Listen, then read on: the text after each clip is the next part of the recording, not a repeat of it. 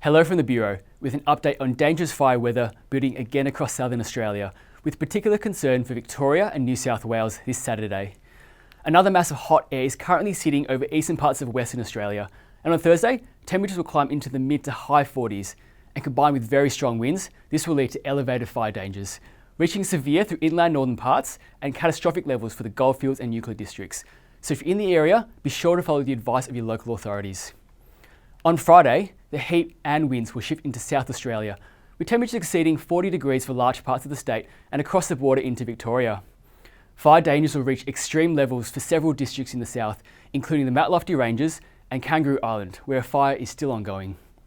These ratings are for Friday and may update overnight, so it's important to check the latest information. And Saturday is shaping up to be another extremely hazardous day for parts of eastern Victoria and southern coast and ranges of New South Wales.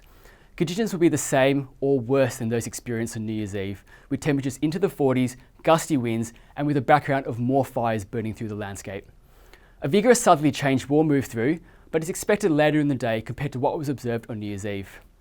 The change will move through East Gippsland in the early afternoon, moving up the New South Wales coast later in the afternoon and into the evening. A later southerly would mean more time for heat to build before a gusty directional change, which could potentially exacerbate dangerous conditions.